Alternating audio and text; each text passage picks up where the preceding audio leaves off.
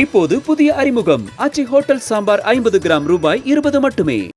பரபரப்பான அரசியல் சூழலில் ஈரோடு கிழக்கு தொகுதியில் திமுக வேட்பாளர் யார் என்ற எதிர்பார்ப்பு கூடியிருக்கிறது. திமுக கூட்டணியில் தேமுதிக இடம்பெற்றுள்ளதால் தேமுதிகவுக்கு துரோகம் இழைத்த சட்டமன்ற உறுப்பினராக அறியப்படும் தற்போதைய திமுக சட்டமன்ற உறுப்பினர் வி.சி. சந்திரகுமாருக்கு இந்த முறை வாய்ப்பு இல்லை என்றே தெரிகிறது. போட்டியில் இடம்பெற்றுள்ள ஈரோடு திமுக மாவட்ட பொறுப்பாளர்களான செந்தில்குமார் மற்றும் திருவாசகம் இடையே கடும் போட்டி இருந்து வரும் நிலையில் சத்தமில்லாமல் தலைமையின் விருப்ப தேர்வாக மாறியிருக்கிறார் அந்த தொகுதியின் மாவட்ட கவுன்சிலர் பழனியப்பா நா. செந்தில்குமார். முன்னாள் ஒன்றிய அமைச்சர் மற்றும் தமிழ்நாடு காங்கிரஸ் கமிட்டி தலைவராக இருந்த EVKS இளங்கோவன் மற்றும் அவரது மகன் திருமகன் ஈவேரா போட்டியிட்டு வென்ற அந்த தொகுதியில் இருவரும் எதிர்பாராத விதமாக அடுத்தடுத்து உயிரிழந்த நிலையில் இடைத்தேர்தல் நடத்தப்பட்டு திமுக சார்பில் வி.சி. சந்திரகுமார் வெற்றி பெற்றார். கடந்த தேர்தலின் நிலை இதுவே என்றாலும் இந்த முறை ஈரோடு கிழக்கு தொகுதியில் போட்டியிட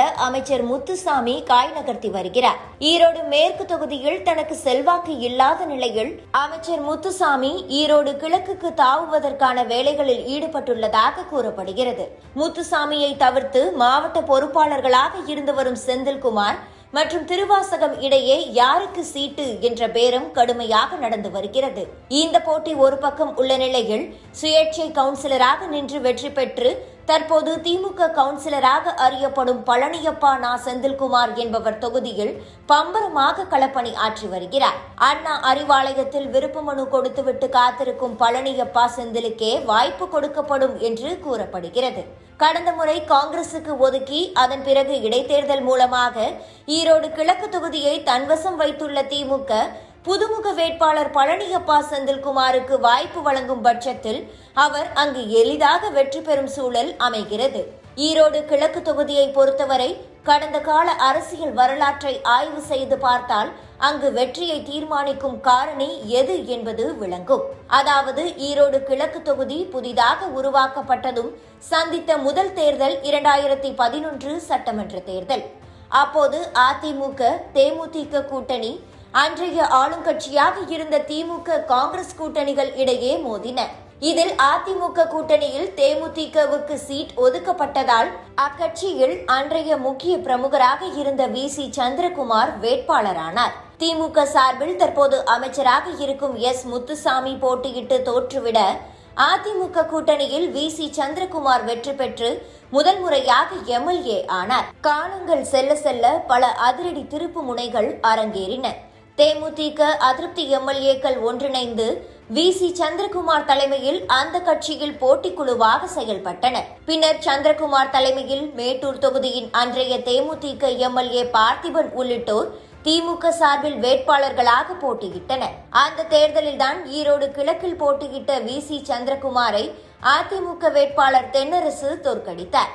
இந்த நிலையில்தான் கடந்த சட்டமன்ற தேர்தலில் ஈரோடு கிழக்கு தொகுதியை காங்கிரஸ் கட்சி கேட்டு பெற்றது.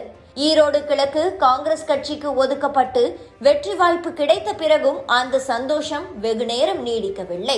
அடுத்தடுத்து மகன் தந்தை இழப்பிற்கு பிறகு அனுதாப அலையால் அந்த தொகுதியில் சந்திரகுமாரையே திமுக சார்பில் வேட்பாளராக நிறுத்தி வெற்றி பெற்றது திமுக.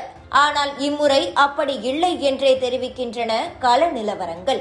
ஈரோடு கிழக்கு தொகுதியை பொறுத்தவரை முதலியார் மற்றும் இஸ்லாமிய வாக்குகளே அதிகம் உள்ளன. மேலும் வட மாநிலத்தவர்கள் அதிகம் வசிக்கும் பகுதியாகவும் ஈரோடு கிழக்கு தொகுதி இருந்து வருவதால் சாதிய வாக்குகளே வெற்றியை தீர்மானிக்கும் சக்தியாக இருந்து வருகிறது. ஆகையால் இங்கு முதலியார் சமூகத்தைச் சேர்ந்தவருக்கே இம்முறை வாய்ப்பளிக்க வேண்டும் என்ற கோரிக்கையும் வலுவாக எழுந்துள்ளது. அந்த வகையில் ஈரோடு மாநகராட்சி மண்டலம் 2 36வது வார்டு கவுன்சிலராக இருக்கும் பழனியப்பா செந்தில்குமார் ஈரோடு கிழக்கு தொகுதியில் போட்டியிட வாய்ப்பு கேட்டிருக்கிறார். கவுன்சிலராகவும் மக்கள் மத்தியில் மிகுந்த செல்வாக்கு மிக்கவராகவும் அறியப்படும் இவர் வாக்குகளை எளிதாக அறுவடை செய்வார் என்கின்றனர் உடன்பிறப்புகள். பெரும்பாலான இஸ்லாமிய ஓட்டுகளும் வடமாநிலத்தவர்களின் வாக்குகளும் பழனியப்பா செந்தில்குமாருக்கு இருப்பதை பார்க்க முடிகிறது. அமைச்சர் முத்துசாமி கிழக்கு தொகுதிக்கு வந்தால் அவர் சமூகத்தைச் சேர்ந்த வாக்குகள் பெரும்பான்மை இல்லாததால் அவருக்கு வெற்றி வாய்ப்பு குறைவாகவே இருக்கும். அந்த வகையில் முதலியார் சமூக வாக்குகளை அதிகம் வைத்துள்ள ஈரோடு கிழக்கு 36வது வார்டு கவுன்சிலராக இருக்கும் பழனியப்பா செந்திலுக்கும் மாவட்ட இளைஞரணி அமைப்பாளர் திருவாசகத்திற்கும் இடையேதான் போட்டி இருக்கும் என்று கூறப்படுகிறது. கட்சிக்குள் திருவாசகத்திற்கு செல்வாக்கு இருந்தாலும் பொதுமக்களிடையே அவருக்கு வரவேற்பு இல்லை என்பதால் பழனியப்பா செந்திலுக்கு தொகுதியில் நல்ல பெயர் இருப்பதை பார்க்க முடிகிறது.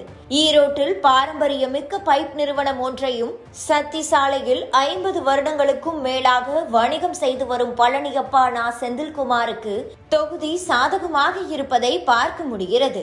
கடந்த இடைத்தேர்தலின் போது வாக்காளர்களை ஒரே இடத்தில் அடைத்து வைத்ததாக எழுந்த குற்றச்சாட்டுகள் மற்றும் வாக்காளர்களுக்கு பரிசு பொருட்களை கொடுத்ததாக கூறப்பட்ட புகார் மற்றும் தேமுதிக கூட்டணியில் இடம்பெற்றது என வி.சி. சந்திரகுமாருக்கு பல்வேறு எதிர்ப்புகள் இருந்து வரும் நிலையில் திமுக தலைமை இந்த முறை புதிய வேட்பாளரையே களமிறக்கும் என்று தெரிகிறது.